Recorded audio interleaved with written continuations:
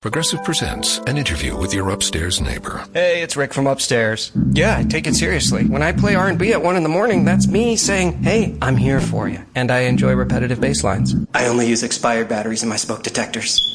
Nice, right? Yeah, upstairs neighbors help people forget their troubles. Give them something else to focus on. Ooh, want to see how high I can jump? Progressive can't save you from your upstairs neighbor.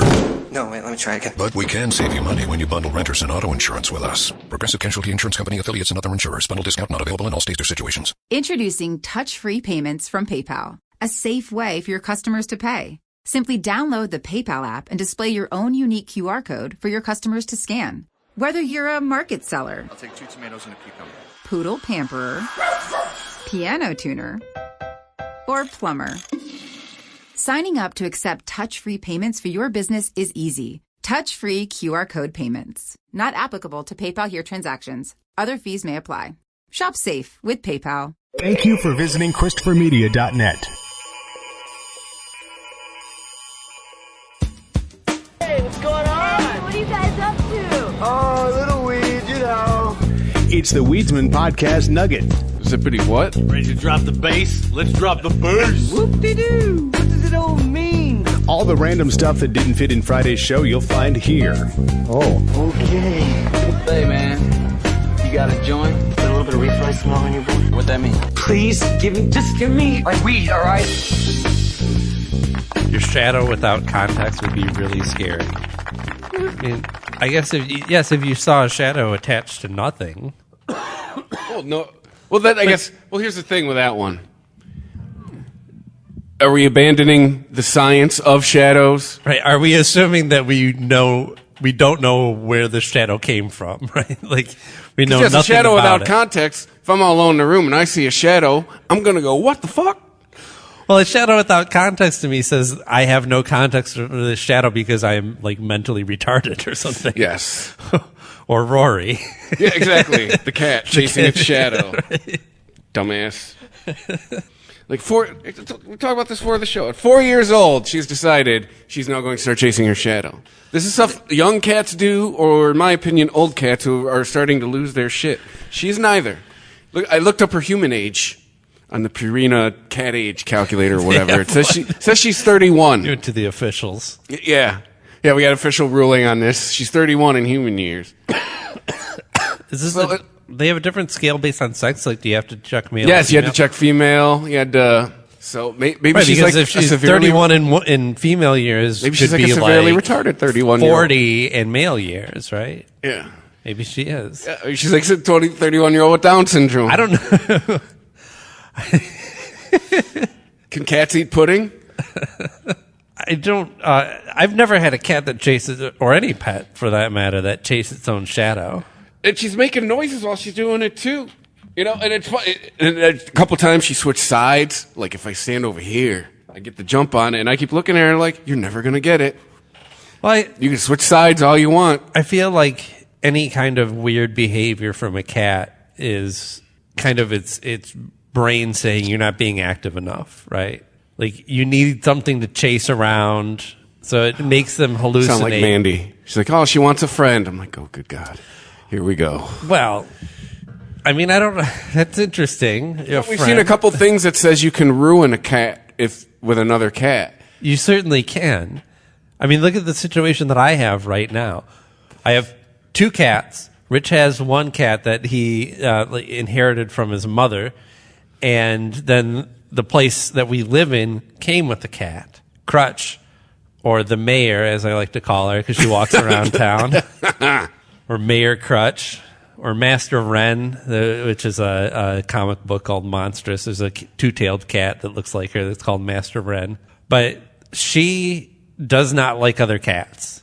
She's constantly hissing at them and pissy about everything. And you let her outside and she's totally fine. So she's spent her whole summer so far outside in the yard.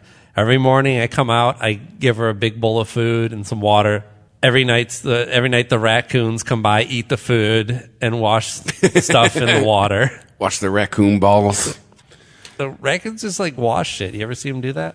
No. I mean, I know we saw that rat, or wasn't it deemed not a rat? He was washing himself. Yes. No, they like raccoons wash their food. They They are nature's bandit. They get most of it from the trash. Well, people used to think it was because they were hygienic, which doesn't really make sense because no animals wash their food or are worried about germs or really like. Everyone always says cats are clean animals, and my retort to that is always they still lick their own asshole. Yeah, pig's a clean animal. Probably licks its own balls. What's not a clean animal? An animal that actively like sits around in its own filth? I can't think of what animal does that. Pigs. Some of them don't have smells that we find all that appealing. But I think, this idea that they're dirty or clean animals, all kind of biblical, isn't it? That's true. Because you're not supposed to eat the dirty ones, right? Yeah. Or anything with scales. And yet they're okay with birds, right? How's the Bible on fowl? Yeah, man, he's about as European as fucking fowl. Are they okay with chicken and turkey and all that and duck? Not for eating. Right. And yet, birds are dirty. I mean, I guess I'm contradicting myself here. But I think of birds more as dirty animals more so than pigs are filthy animals. Like, I don't eat filthy animals. Bacon tastes good. Pork chops taste good. Sure, they taste like pumpkin pie, but I never know. Dick tastes good. That's an outtakes. Pigs sleep and root and shit. That's a filthy animal. I love that line. That is a definite decision that Travolta made in delivering that line. Bacon tastes good. Do you consider a dog to be a filthy animal? I wouldn't go so far as to call a dog filthy. They're definitely dirty. And he does that perfect Travolta thing where he delivers his line and then cocks his head slightly, like he's reacting to his own statement, and then goes back to what he's doing. And pretends he's not gay. That's how he delivers all of his lines in the movies. Scientology's got to have shit on him. Because even... Scientology's got shit on everyone. Because I've heard even lately there's cracks in the facade with Cruz. Meaning their relationship, or like he's starting Cruz to be himself? like, he's starting to get soft on this whole like maybe. I don't even know. I was going to say maybe like whatever their beliefs are, but I have no idea. Like mid-50s, aliens, so he's probably starting to be like, maybe this no doctors thing is probably not a good idea. Oh yeah. Well, what do they do when he gets in an accident? Well, he recently broke his ankle. It took 6 months to heal because he didn't go to fucking doctor because that's what he fucking believes. Okay, hunt for the wilder people. Yeah. Like, what the fuck? What is like, in that case, the doctor doesn't have to do anything but, like, set it and give you a cast, right? It's going to a doctor. But that's, like, no for... He's not injecting you with anything. You can decline the pain relievers and all that. No, dude, don't ask me. I mean, I think all religions are basically a crock of shit. Sorry if you're listening and you're religious. It's nice. It makes assholes be not assholes. If that's what you need to not be an asshole, go for it. Yeah. It serves a good purpose. It's not for me. Yeah, exactly. It's not for me. And I think just Scientology is full of extra crocks of shit. I mean, wouldn't a red flag be a guy who founded it, science fiction writer? Right. Like, okay, he had a career where he's making shit up. He's making shit up. Perhaps he's making this shit up. And nobody's believing him, so he's like, well, I'll just tell him that it's absolutely true.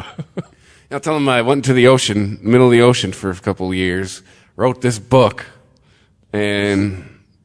all these texts that come about magically, like with nobody else around. Yeah. Moses goes up into the mountains and is like, with 10 rules. Look what I found. Yeah. Comes back with 15, drops one of the tablets. That's the Mel Brooks joke, isn't it? Yeah. What was it? Was it Jacob something or other? What was his? The guy who stuck his head in the hat to read the magic text. Wait, but what? nobody else could see. Lord, I shall give these laws unto thy people. It was on the episode that South Park did on that religion. Oh, hear me. Brain farting on the name of All it. pay heed. The Lord, a fairly modern the Lord religion, Jehovah older than has given unto you these 15. 3 of them. 10 commandments, all to obey. The 10 Commandments. Yeah, there you go. This is the ultimate take on it. Yes. Why are there 10? You don't need 10. I think the list of commandments was deliberately and artificially inflated to get it up to 10. It's a padded list. That's what they did. About 5,000 years ago, a bunch of religious and political hustlers got together to try to figure out how to control people, how to keep them in line. They knew people. So that's why he's a genius. He takes it all the way back to. Yeah. This is where it really starts. God had given them some commandments. Up on a mountain when no one was around. Yeah. God had given them the 10 Commandments. But let me ask you this. When they were sitting around making this shit up, why did they pick 10? Why 10? Why not 9 or 11? I'll tell you why. Because 10 sounds official. 10 sounds important. They knew if it was 11, people wouldn't take it seriously. Say, what, are you kidding me? The 11 Commandments? Get the fuck out. 10 sounds important. 10 is the basis for the decimal system. It's a decade. It's a psychologically satisfying number. The top 10, the 10 most wanted, the 10 best dressed. So having 10 commandments... Also, I mean, it's no coincidence we have 10 fingers. Right. 10 toes. To me, it's clearly a That's why we're on a base 10 system. It's built into us. If you're a guy, you can count to 11 naked. If you're a woman, you can count to 12. Oh, yeah. Commandments, and come up with a list that's a little more workable and logical. We're going to start with the first 3, and I'll use the Roman Catholic version because those are the ones I was taught as a little boy. I am the Lord thy God. Thou shalt not have strange gods before me. Thou shalt not take the name of the Lord thy God in vain. Thou shalt keep holy the Sabbath. Yeah. Right off the bat. Those are the first 3. First 3, pure bullshit. Yeah, they were added. Sabbath day, Lord's name. What have been there added? Like, They're there the ones. 7 commandments before. Well, Did they get switched them out? in my opinion, they're the only ones that don't set rules of conduct for society. Right. That's why they're garbage. They're religious based. The rest of it could apply to you regardless of your religion. I always said they're more rules for just being a decent human. Right. Don't kill. Don't steal. Be nice to your parents. Don't fuck other people's wives that aren't yours. Well, that's the thing, Don't lie. We learned, or I mean, you were kind of raised with this. I wasn't at all. But yeah, we still managed to shun religion and learn these rules because these are the rules of all these stories that we read and see on TV and everything. We just don't believe all of them, right? Yes. I mean, even when we talk about killing, yeah, okay, there's plenty of television shows where it's glorified. But ultimately, you know, it's the bad guys that are getting in the end, the nobodies that are dying, that, like, there's still a morality to it. I mean, even Pulp Fiction has its own twisted morality. It's more like don't kill people code. on purpose. Right. Is what it really is. Don't, like, purposely kill somebody. And don't wave your gun around in Marvin's face. Yeah. Like an idiot. Yeah. It's basically don't lie, cheat, steal, be nice to your parents. Right. Don't fuck other people's wives that aren't yours. Don't steal your neighbor's shit. You know, George Carlin definitely gets to this, but none of that shit should be illegal. Right? Yeah. Those are codes of conduct. Don't be an asshole. But that's not the state's job to police, you know, who's being an asshole and who isn't. It's who's... Well, we say that on Regimented. Available Saturdays, customermedia.net. All the time. Being an asshole is not illegal. Yeah, right. It's not. If it were, our president would be in jail. Several life sentences. Because he's a giant asshole. It's not illegal to be an asshole. Not yet. Yeah, I was going to say, we're working on it. Right. Well, Canada's got some asshole laws. Yeah. You know, because, like, misgendering somebody is being an asshole, right? Mm-hmm. Or just anything, you know. But that's like saying, if you can apply that to gender, why can't you apply it to any circumstance where somebody is intentionally getting your name wrong to show that you are insignificant or something? You know, your name's Greg and he keeps calling you Craig. And meanwhile, the ones that are actually laws are the no-duh laws. I don't believe that those things are built into us. We do pass down our morality through stories. The Bible was a very efficient way to pass down a bunch of stories that were morality plays. Right? That story is awesome. We still have plenty of that. Anne was getting a little chummy. When people get too chummy with me, I like to call them by the wrong name to let them know I don't really care about them. Yes, that's it exactly. Yeah. You're welcome, Lester. That face. She's so hot. Are you still? We're still allowed to say that? Can I still say Aubrey Plaza is so hot? Oh yeah, why not? That's still allowed. I think so. For now. Well, as long as they can, someone will have to dig through your Twitter history and find out if you've only exclusively called out, petite brunettes with big crazy eyes, then you have a type, and then that's stereotype. That's you're excluding all the tall, fat, blonde chicks. But didn't Rich inform us that your type is no longer allowed to be just female? You have a type, it's has a vagina. That's now wrong. That's discriminatory. Yes. Yeah. Cool. Have fun being a dad. I'm sure that shit's super fun right now. Oh, shit. Listen, kids. The rules changed in the last 10 years. I don't even know what to tell you. Good luck. That'd be my parenting speech. My 12-year-old daughter shows me. She likes to draw characters. She's really into anime and stuff like that. And she draws these little characters, sketches out little outfits for them and all this. And sometimes even makes a little bio for them. And she shows me this drawing that she made of this female character. And in its bio, among other things, it states that she is bisexual. Like, I mean, that's fine, but why? Like, what? And I'll be honest, at 12 years old, I was still trying to figure out what regular sexual was, let alone bi. That's the thing. Like, I definitely, there was a conflict. Like, do I bring this up or do I just leave it? Am I a bad dad if I don't, or if I do? do? You tell fucking mom. That's what you do. Listen. Right. Hey, she do this picture. This is in the bio. This is what I got the boy. Right. You get the girl. But in context of the conversations that we are having currently in the public sphere, I don't even know, like, trying to have that conversation with her might open up a Pandora's box of whole other shit. Like, I think she's just regurgitating, honestly, right? She's just parroting, Mm-hmm.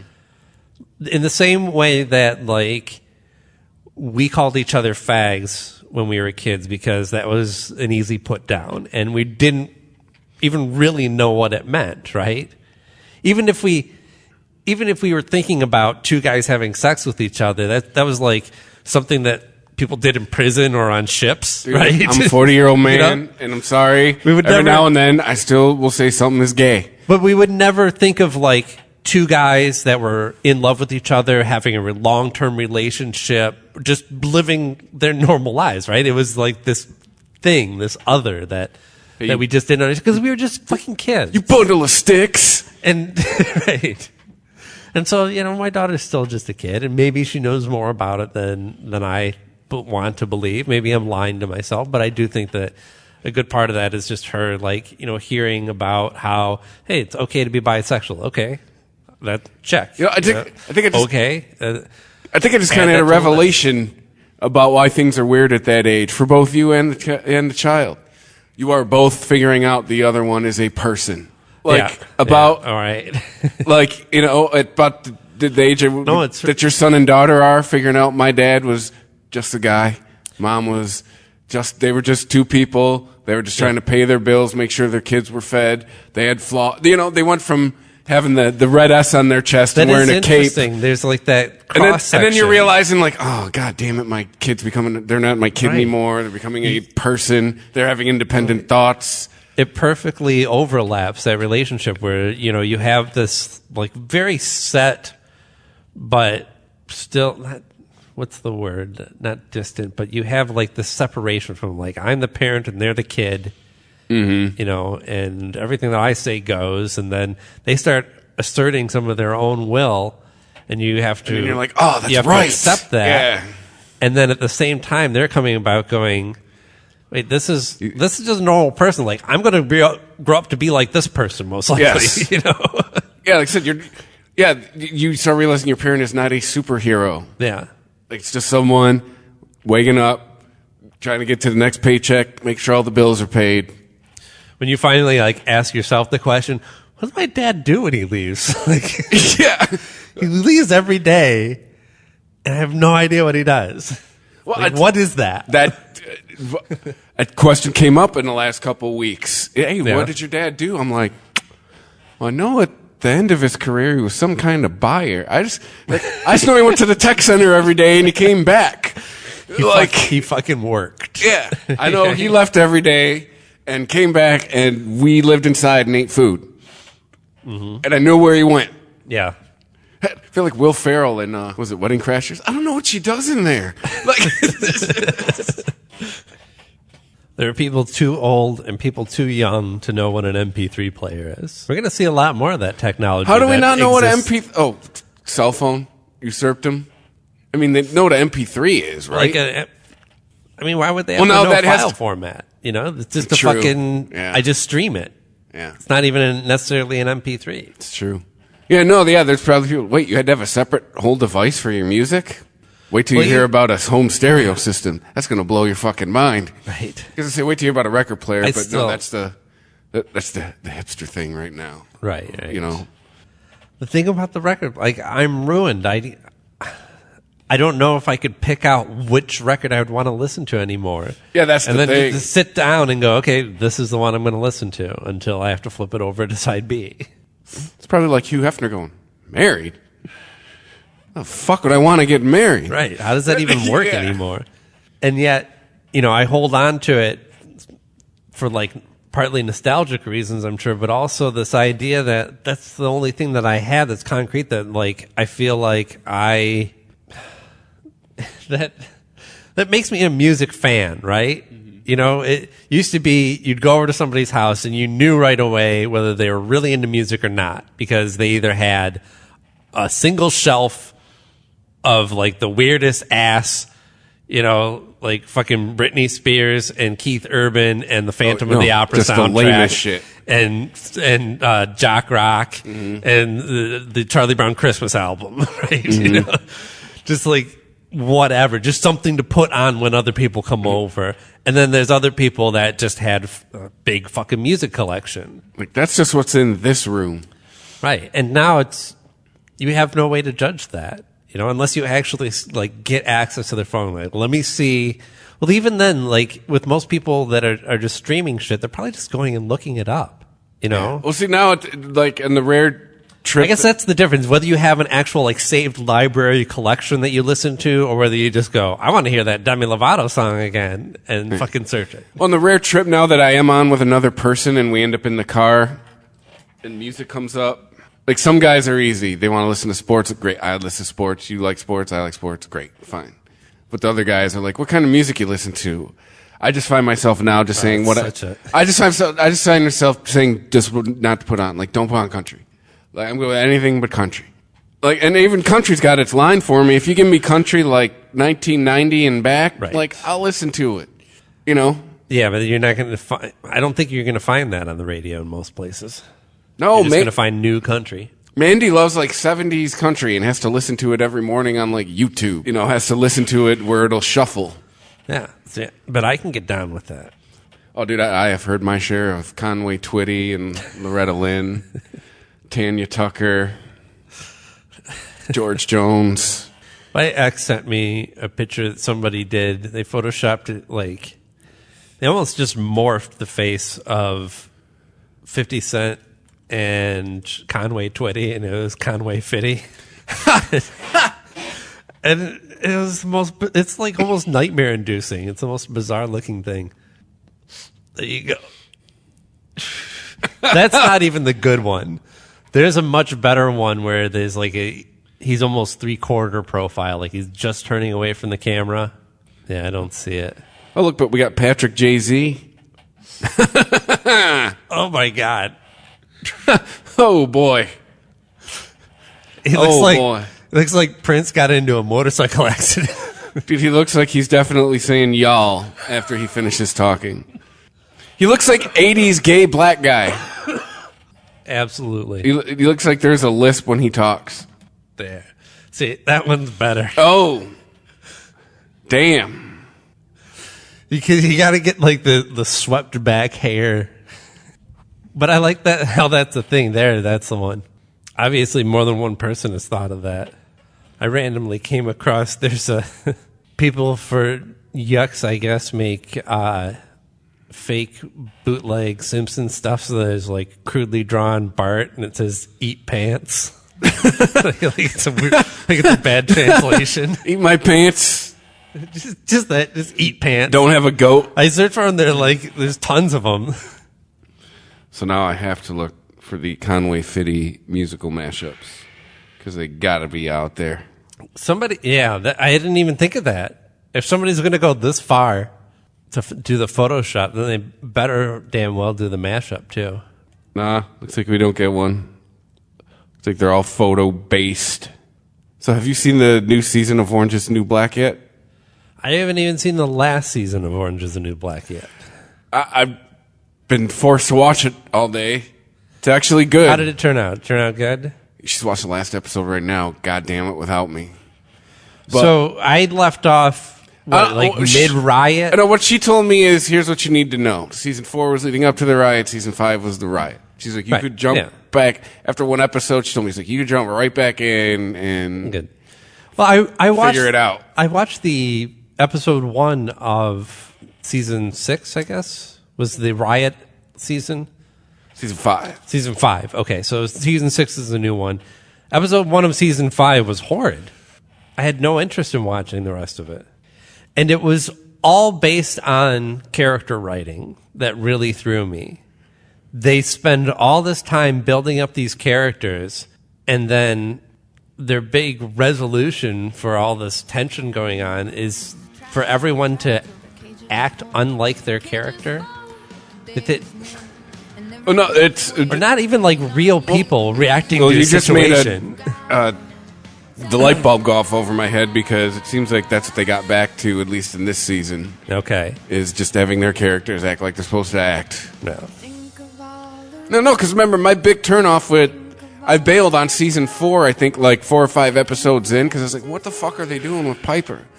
Nothing, what is this thing where she's trying to be a badass? I mean, I made it through season 4 because I had kind of turned on it halfway through that season and realized this really isn't doing it for me.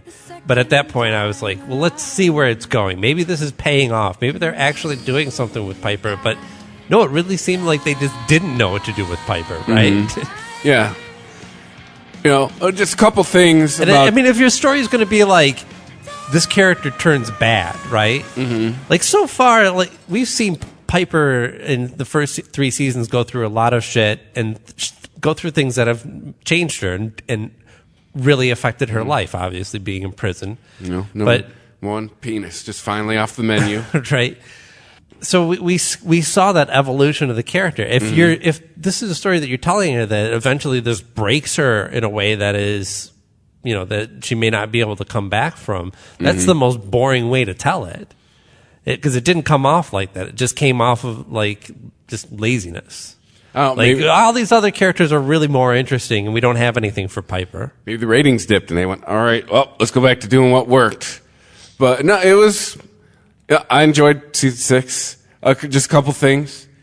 First of all, I'm like, I told Manny, like they still haven't flashback to everybody.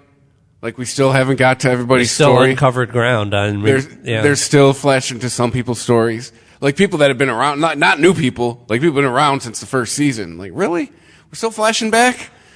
And then 2, they're on the timeline, right? Piper's in for what, a year? She's supposed to be in for what, a year or 2 years? Didn't she get some extra time or something? But she wasn't supposed to be in for that long. They're making references to shit going on right now. On the outside? Yes. See, like there's thinly veiled Trump jokes, you know, in there and stuff.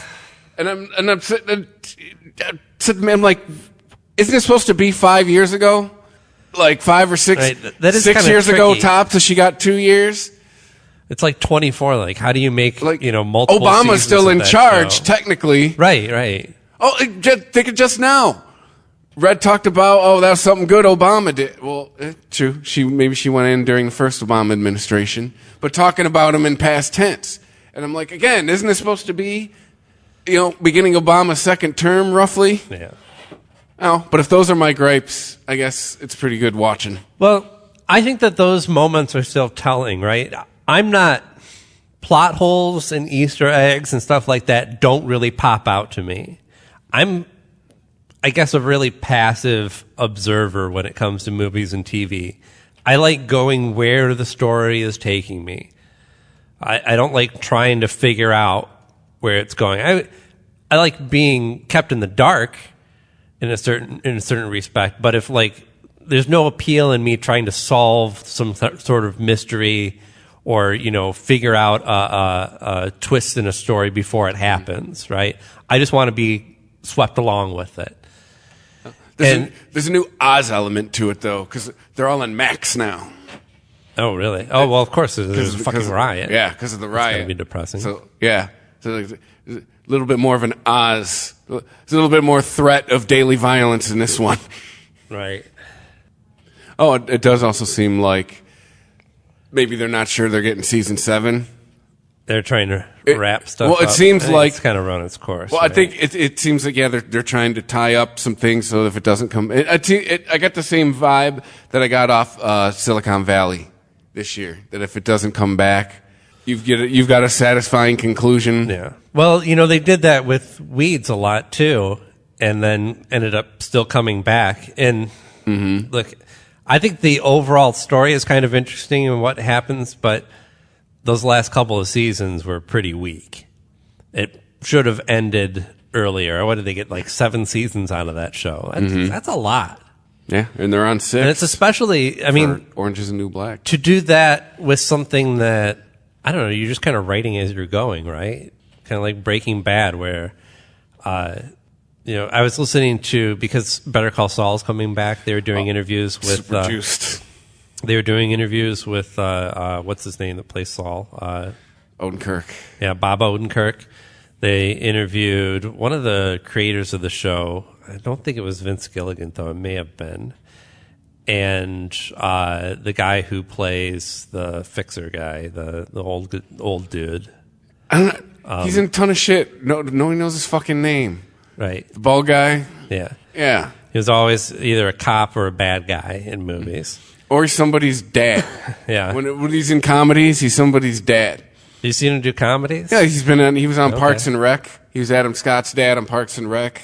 Was this after? So this would have been like when he's already in Breaking Bad? Yeah, I think it was while Breaking Bad was going. So these are kind of like cameo roles that he's picked up since. He was he played Ed O'Neill's brother on Modern Family. Okay, I didn't know that. I imagine he's really good because he's really funny. Not that he gets a lot of laughs in Better Call Saul, but like it's early his gig. He is really funny. But anyway, they were talking about how it's so interesting that they have this whole show based around predominantly those two characters. These characters were just made up because they had to fill a part in the story, right? Like at a certain point, Walter White had to fuck up enough that he needed a lawyer, and he's going to need a greasy lawyer because he's a drug dealer. So they wrote Saul Goodman. And then when Ermintrout is introduced, when Walter lets Jesse's girl choke to death, Jessica Jones. Spoiler alert for a 10-year-old TV show. Right. They wanted to get Bob Odenkirk back to do Saul Goodman to come in and fix it, but he was filming something else, right? He was not available. So they had to make a new character. They're like, okay, well, we've dropped this name of whatever his name is, Ermintrout. And so let's just make a character for that's the guy that comes in. That character was strong enough that he was a main part of that story all the way up into his death, which was like at the end of the final season. Like he was essential to those stories. Could be more money, Bob. I'm growing more appreciation for that style of television writing, like the kind of fly by the seat of your pants, That we don't know where we're going till. Right, like Walking Dead seems to have this big plan of like, this is a story that we're telling and this is how it's all going to, and I know you have to have that. But they get so much into the details of like how this is going to play out in this new society that these characters are just getting lost in all that shit. And meanwhile, I mean, the thing about anything that Vince Gilligan has done, it's all character focused, you know? I mean, sure, these are interesting stories because these are about people getting themselves into awkward positions and running afoul of bad people with guns and the law and always hiding and lying, right? But if there wasn't a fully rounded character doing that, then it wouldn't mean as much. That's everything he owns is gold plated. Vince Gilligan? Yeah. I think at this point, how long has he been writing TV shows, producing them? When Breaking Bad came out? 05? Yeah. So he's on... And essentially skating the same idea. 15 years.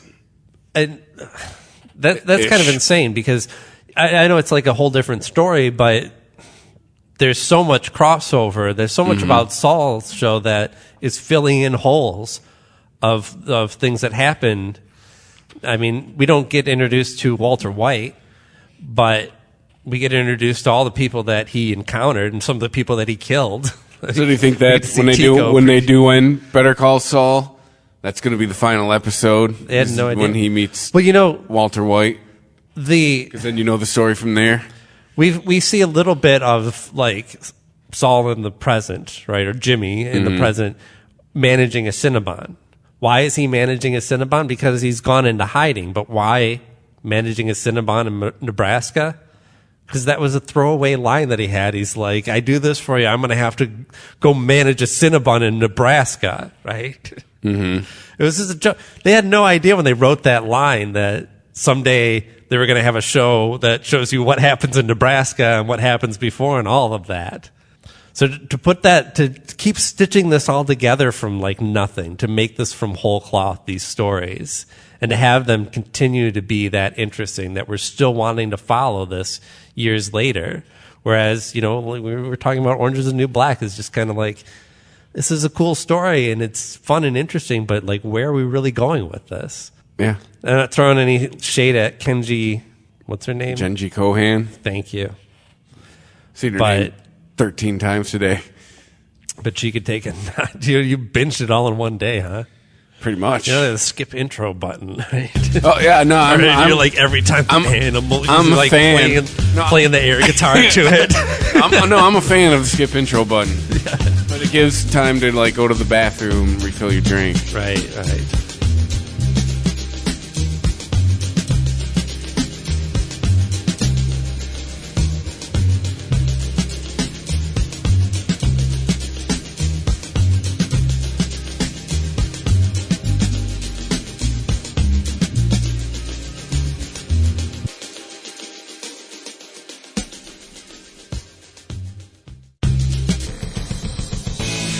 If you like this show, please tell a friend. Please follow us on Twitter and like and share us on Facebook by searching for Christopher Media. You can subscribe to all ChristopherMedia.net shows for free on ChristopherMedia.net. Please make sure to rate and comment on all your favorite Christopher Media shows. Thank you in advance for supporting Christopher Media by clicking on the PayPal button and by clicking through to all the sponsors who support ChristopherMedia.net. Thank you for visiting ChristopherMedia.net, and thank you for listening. Thank you for visiting ChristopherMedia.net.